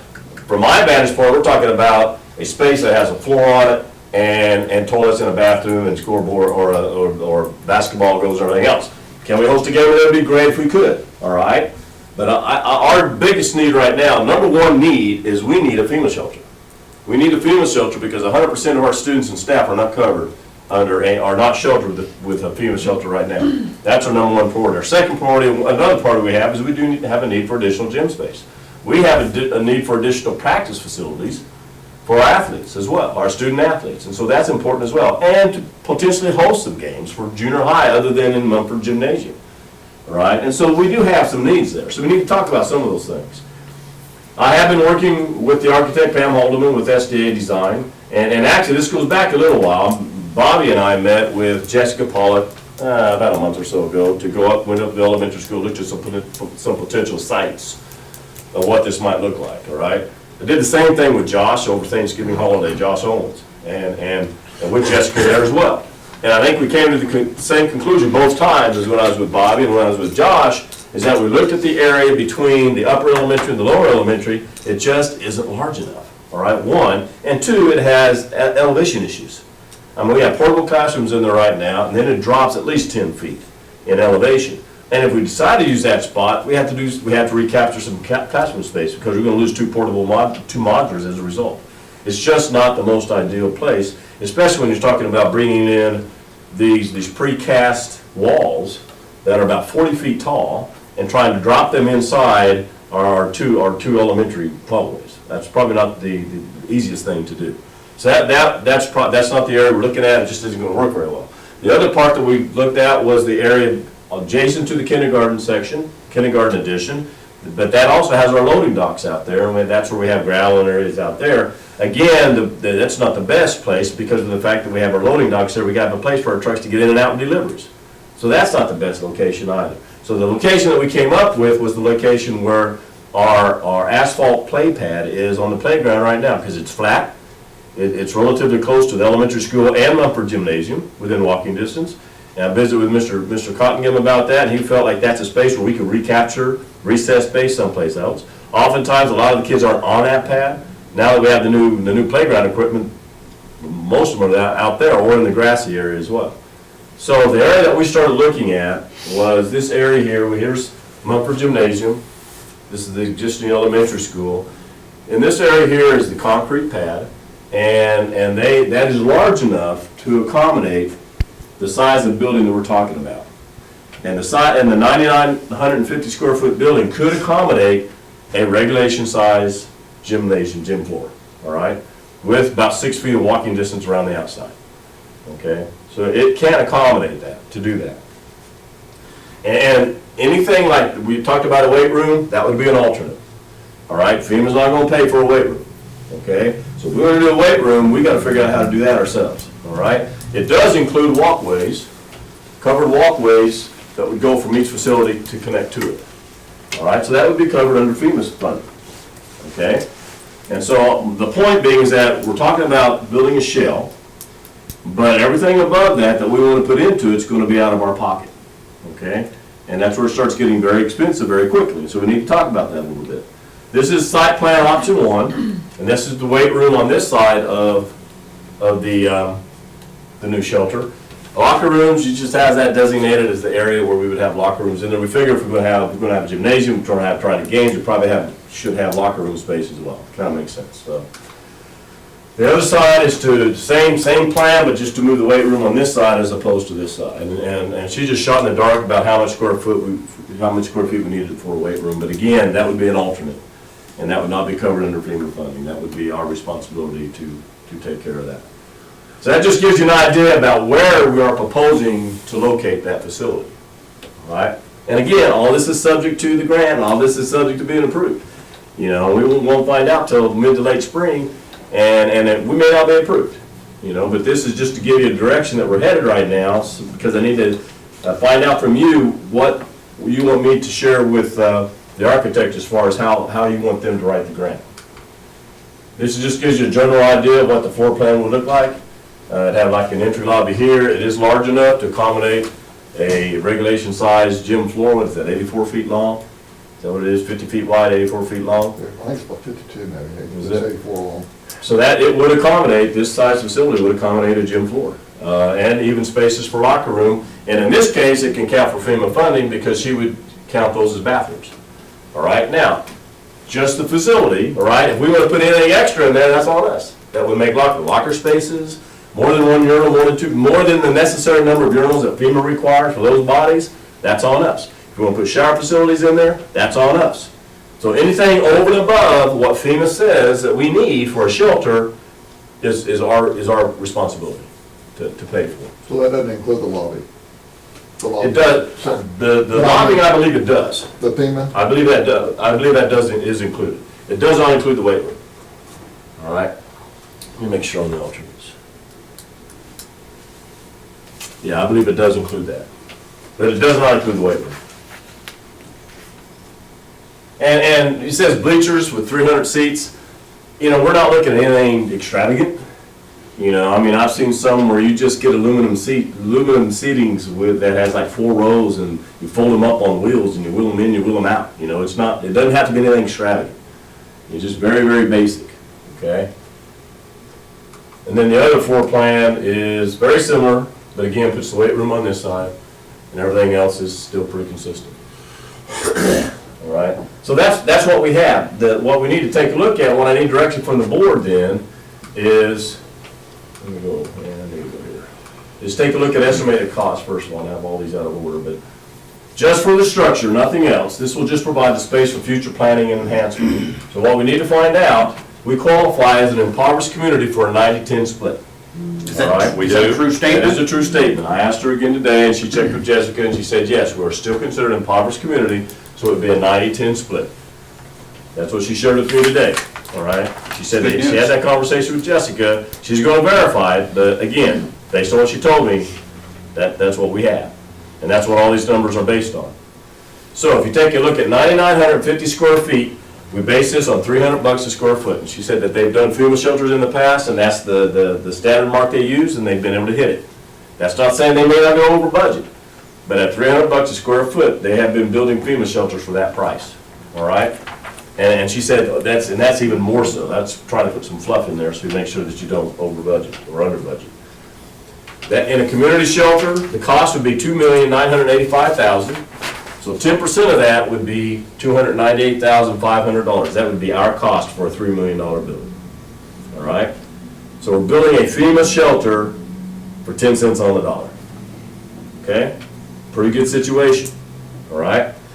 Or the other option is, okay, what if we just want to make sure we have enough space for the elementary students and the elementary staff and any potential volunteers, well, then that cuts that down. She said it's close to about 6,100. All right? even though it still wasn't, she said that the numbers that we turned in on NOI evidently didn't match out. She said it's gotta be at least 6,100, even if you just went for the elementary school. All right? Even at that, the price would be at $300 a square foot. It would just be a school shelter. You couldn't accommodate the community. It'd come out to $1,830,000. 10% of that, it would cost us $180,000. So even that, if we decide to do nothing else, we can get a storm shelter to accommodate all of our students in our elementary school, as well, that we already have done for our middle school, high school, for $183,000. All right, almost a $2 million building. So when you look at it that way, I mean, it seems like a no-brainer that, we need to go ahead and pursue with the grant application, so at the very least, we get a storm shelter that accommodates our kids, all right? The next question then is, the direction I need is that we currently do not have all the funds for a full gymnasium, but we can't afford to build the space for one in the future. And this is where I refer you to this document, and she put together some estimates, all right? And if you take a look at the top number, the safe room, when you start talking FEMA eligible, we're looking at $300 a square foot at $9,950.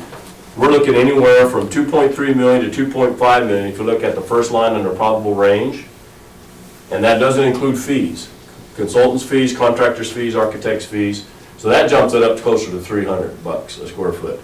Now when you start going down there and you start looking at the alternates, all right? You start looking at the weight room, bleachers, basketball goals, mats, scoreboard, additional baffles. I mean, all of a sudden now we're looking at another $500,000 to equip it as a gymnasium, all right? So not only then would we have to pay this, right? But then we also have to stand the cost of those alternates. So now all of a sudden it takes us from $300,000 to about $800,000. If we did everything. And that's based on her calculations, and she's scheduled high, all right, on doing that. Now, I suggest that, and I'm not going to tell you anything you don't know, we don't have the budget to do that. All right, we don't have the budget to go ahead and build the building and then put another $1 million in it to make it a gym, or another $500,000 in it to make it a gym. All right, we can do it over time possibly. Okay, let me take you down to under total project expenses. Down on the bottom, she estimates, all these different cost expenses, HVAC. FEMA will put in a heater, they won't put in an air conditioner. That's on us. So see, there's all these additional project expenses as well that may go up as high as $1 million. So when you look at the total project budget, it's about 3.8 to 4.4 million, all right, without alternates. It's 4.3 to 4.9, including alternates, all right? If you take out the potential reimbursement from FEMA of anywhere from 2,686,000, then that will leave us a budget that we have to come up with of $1,177,000 to 1.7 just to equip it as a gym, all right? If you include all alternates, it'd be about 1.6 to 2.3 million. And that doesn't count our additional 298,000 just as 10% of the cost. So it's going to be $1 million or more to make it a gym, okay? And we don't have the budget for that right now, okay? Now, my suggestion to you would be, we can't pass up on the opportunity to build a building at 10 cents on the dollar, basically. Whether it's 66,000 square feet for elementary school, or whether we have a vision that we want this to be something in the future, then we need to build the building that will give us the capacity to do that. Now, we may not be able to put the gym in there right now, but we may be able to build that into the budget long term. And we may be able to do a little bit each year, maybe it'll do the floor, maybe add some pieces to it to get there. But where we are with our budget right now, we don't have the budget to not only build the building, but go ahead and put in a really nice gym at the same time. Or the other option might be, and I'm going to throw this out there, is that we can build a building to give us the capacity, right? The 9,950 square foot building. And then we have a talking point to go to our community and say, or to look at a bond issue and say, this will help finish out the FEMA shelter. And that might be, and that would be an excellent talking point for our community, for a bond issue. So we have different options. I guess what I need to find out from the board, as we move forward, I need to give Pam some direction, and Jessica, in terms of, and I don't think this needs to be a motion, I think it just needs, I need to have consensus direction from the board on how you want me to proceed. Do we want to make this building large enough to be able to give us a gym at some point in time, to give us additional space to do something with, or do we just want to do a 6,600 square foot building and make sure that we focus on our elementary kids? And so that's what I need to know. The difference is 198,000 versus 209, or 180-some thousand versus 298,000. just to build the shell. Nothing fancy, just the shell. All finishes are on us. So we're talking about it costing us roughly, what, $100,000 to add, what, 3,800 square foot? $115,000. 115,000 to add that much Between- square foot. Between the 6,600 and the 9,900? 6,100, 6,600, Right, let me go back to you, right here. Yeah. The difference between these two? Yeah, that's. Yeah, it's basically $116,000 to add an additional 3,800 square feet. Yeah. Gotta go big. Knowing that on the outset, it's gonna be wasted space, because we don't have the dollars to go in and put a gym in right now. You know, I mean, we can over time, or we can float a bond. You know, there's several things that we can do to do this. But if we don't do the large building right now, we'll never have the capacity.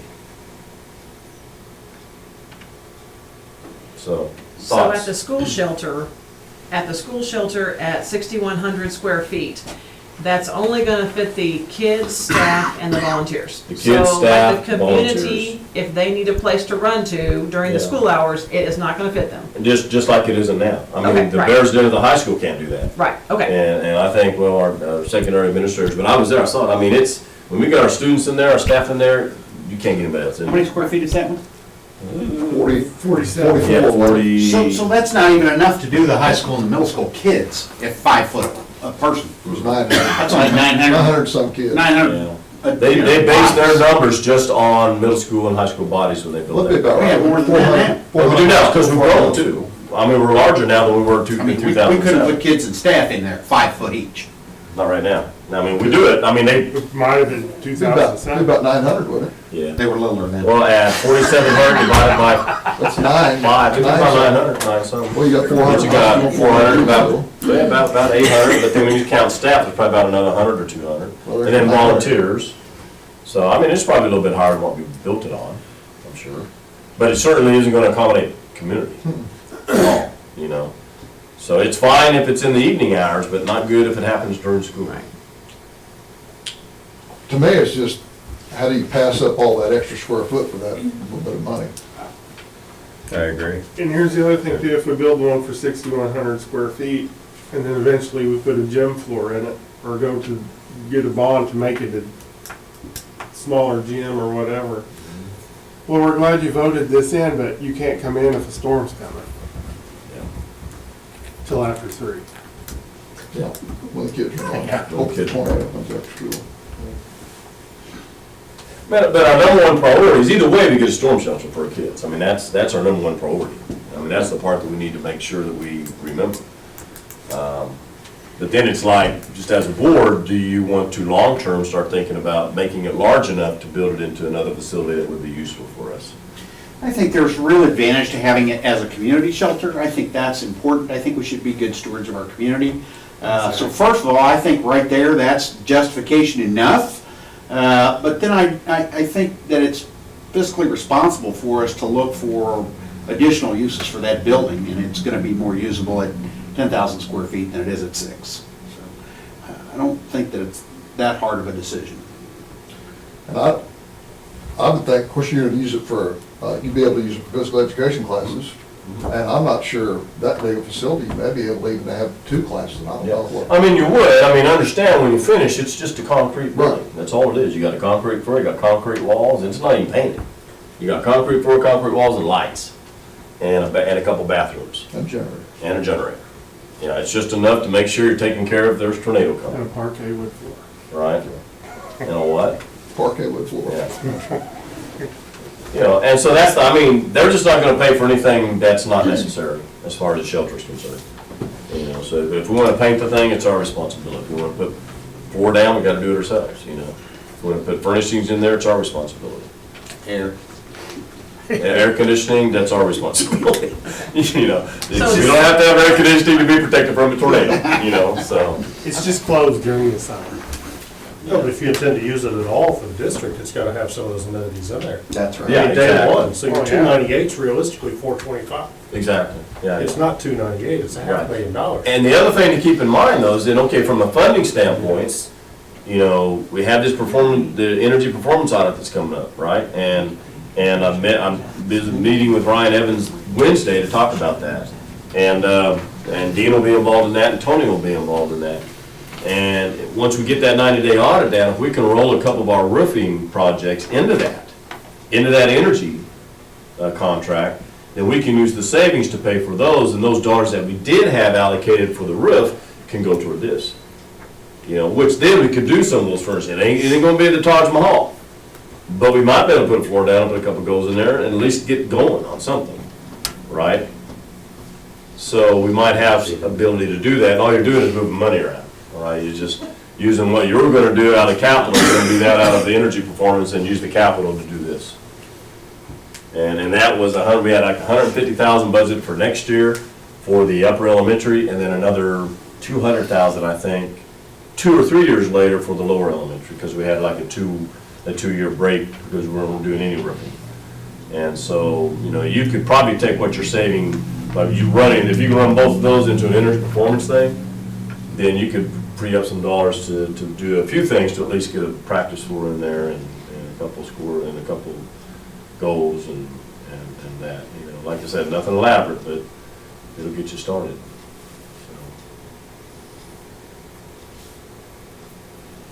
So consensus among the board?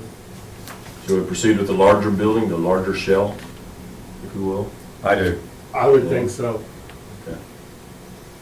Yes? Yes. Dean? Yeah. Adrian? Shane? Yeah. Okay. I will pursue it, and again, this is all. Shane, you have something else to say? I'm just telling you, we argued about a $1 million roofing plan, we argued about curriculum costs, that is not the number that this is. It's $500,000 plus, guys. To have a building other than a gray concrete with a door and a lock on it, where are we gonna come up with $500,000? I believe we've got it. Good luck to you. Well, we can do it, a lot of that depends on the energy audit too, and a lot of it depends on whether we get funded. But if we can come up with a project that the energy audit will fund, it'll free up some dollars here. But I'm not saying we're gonna come up with right away. I'm saying you're gonna have a long-term plan for this, just like you do the roofing. You know, it may take us 5 years to get where we're going to get it. But the priority here is the shelter. That's the I priority. agree with the shelter. You know? I'm just questioning how utilizable it's gonna be. When you get the shelter, is it gonna be left alone, or are we gonna have to cough up that $200-some-thousand right up front to get where we can even keep people in there comfortably? You know, I mean, if you're gonna put people in there as students, are we gonna do anything with it? It's no air conditioning. That's nowhere on the sheet you've got here. Nope. Because air conditioning covered by FEMA. So that would be our cost. Don't they know it's usually hot when tornadoes come through? They know, they just don't care. I don't disagree with the project, I just don't know where the money's gonna come from.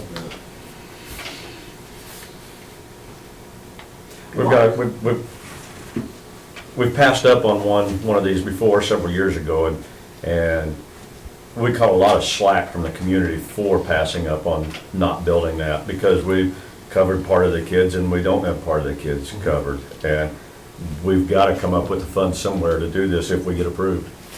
Like I said, I don't disagree with the shelter piece of it. I want the kids to be protected, but we're not talking about just a shelter. We've turned this conversation into gyms and weight rooms and everything but shelter. And I agree, if we're gonna put something up, 10 cents on the dollar is very cheap money to build. I understand that very well.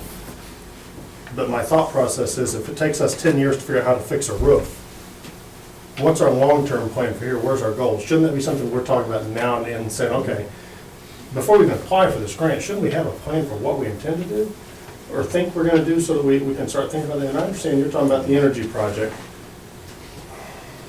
But even with that though, it's not, that won't free up the amount of money here. No. You know, I mean, we're talking about $1 million or more. To And be able to get it to where it's a functional facility. we're that's down to really- 2023 on our roof plan right now, Mhm. so that's still another 5 Yeah, years. even further, it's 2026 actually.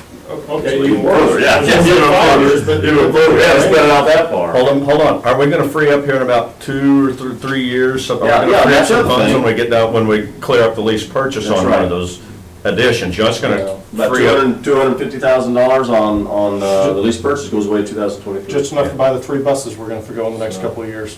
And we've bought buses for years and been paying our lease purchase.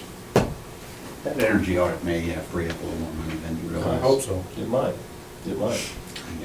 Yeah, It could go $500,000. it could. You know? I'd rather not borrow against it that deeply, but it could. I hate to, this sounds bad, but honestly, I think at this point, you've got to wing it. I mean, you've got to get that building under construction and see what the future holds, see where we can go with it from then. We may have a gray box out there for 10 years, but I'm willing to take that gamble at this time, we can get the building built. It's our best chance to get a gray box Exactly. I don't disagree with that. Yeah. at 10 cents, right, at 10 cents on the dollar. Oh, yeah. Yeah, 10 cents a square foot we're not gonna get, but That would, Now, is this a one-shot deal on the grant itself? Like, if we, No, once we apply, if we don't get it, and they keep us in the hopper, she says they're like stackable, meaning that whenever funding comes back around, they'll consider us again. but they won't say, well, you don't qualify for the 9,900 square foot, but No, she said that we would meet FEMA's specification on the 95 because we were including the community in coverage. We're using the community bodies, whereas in the past we didn't. So because we're using the community, we want to make this a community shelter, we qualify for a larger building. how often do these opportunities It really, coming around? it just depends. I mean, I hate to say it, but it depends on how many natural disasters they have. And the more natural disasters we have, the more money that's pumped into FEMA to be able to do projects like this. So the more hurricanes we have, the more typhoons we have, and everything else. the So we don't floods. necessarily know when our next opportunity would be. No, not at all. Not at all. And we were approved, I mean, we put in a notice of intent like a year ago. We just received notification like a month ago that we were approved just to apply for a grant. approved to apply. Yeah, approved to I apply. get those in the mail all the time. Yeah, exactly, yeah. Got a little double talk there, isn't it?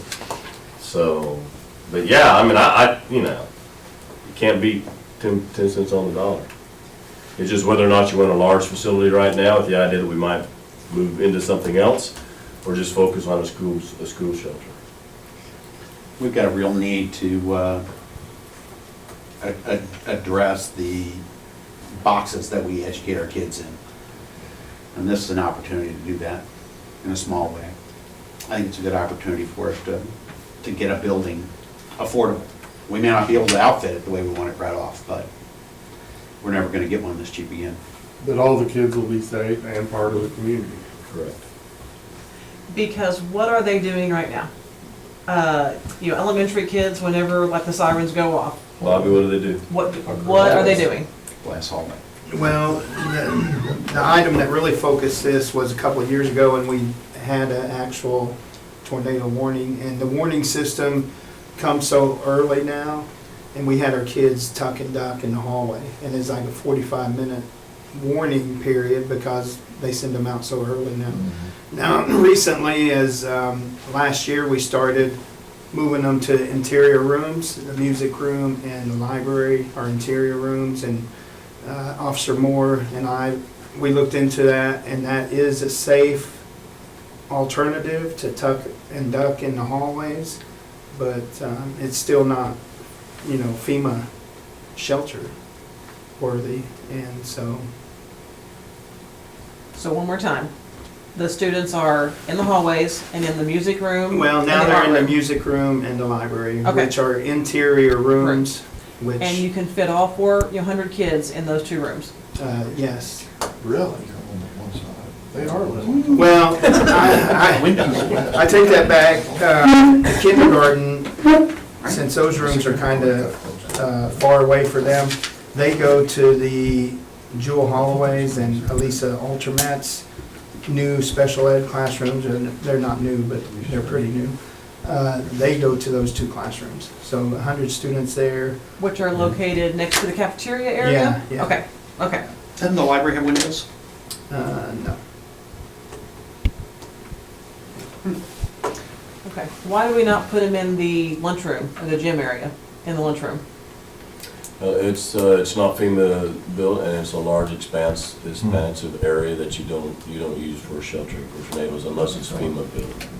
I Okay, mean, you can't, it's too, the spread between the roof is too long. okay, It's not safe at all. okay, Yeah, got it. you don't put kids in there for tornadoes if it's not built to Okay. specifications. Okay, okay, Just like building an interior hallway in your house. right, Your walls collapse and you got a problem. okay. Well, that's what I was wondering about the walk, about them being outside, you know, in the walkway, but, like Bobby said there, you get the warnings now. Yeah, and part of this too logistically, and Bobby will have to do this as well at some point in time, but we have to be able to show FEMA as part of the grant that we can get the kids to the site within a certain amount of time. And I think it's like 5 minutes or something, 3 to 5 minutes. We have to get them from point A to point, we have to get all the kids in that location in 3 to 5 minutes. And we have to be able to show that we can do that. And, which I don't think would be an issue. I mean, I think you actually have to drill the kids to get them out there so that you can get them there in time.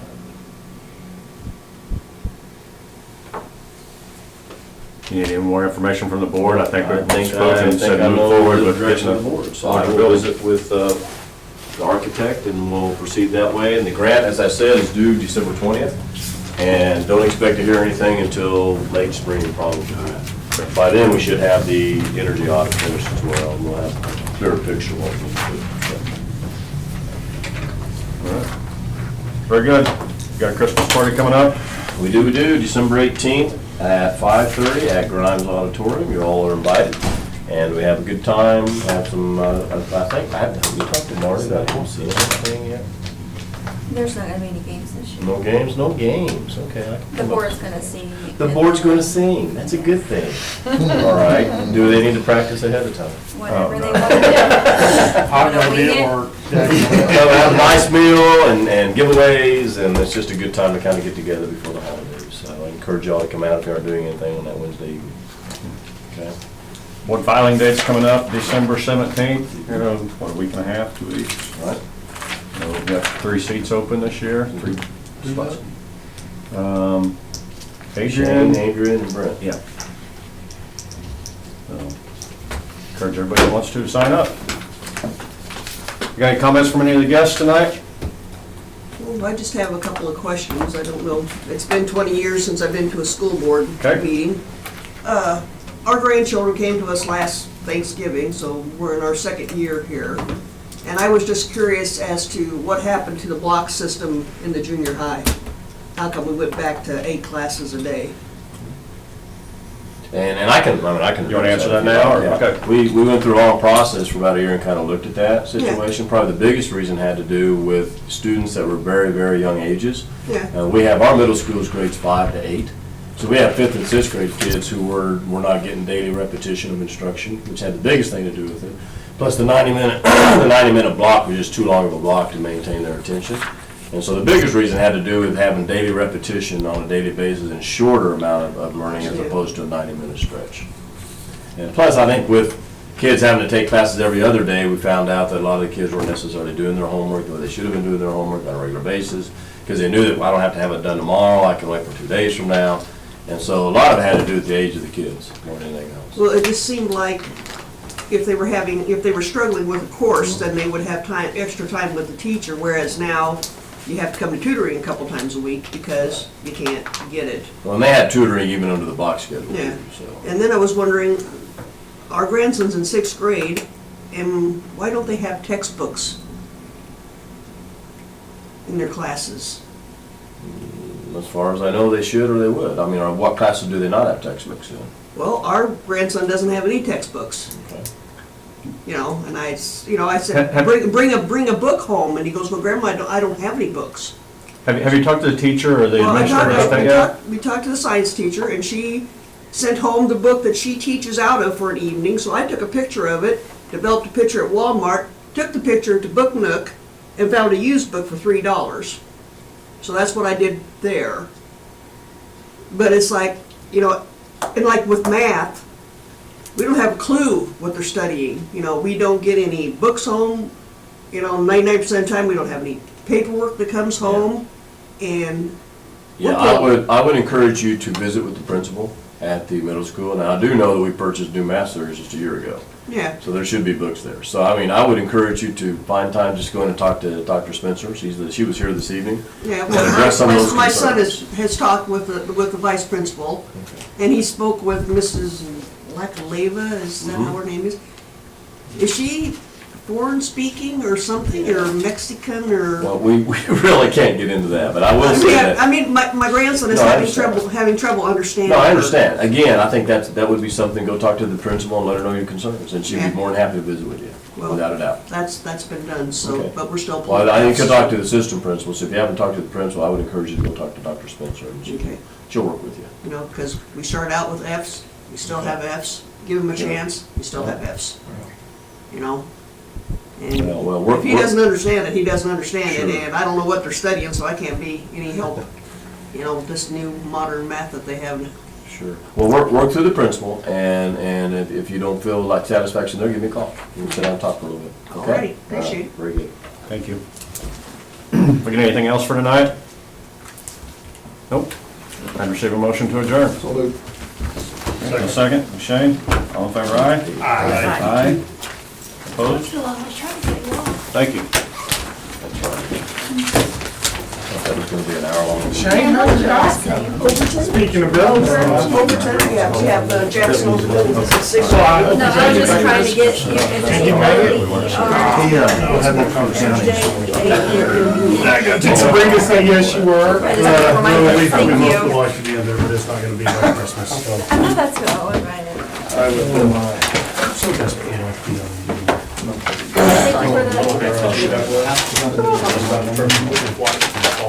I don't know if we can ever build another one or not.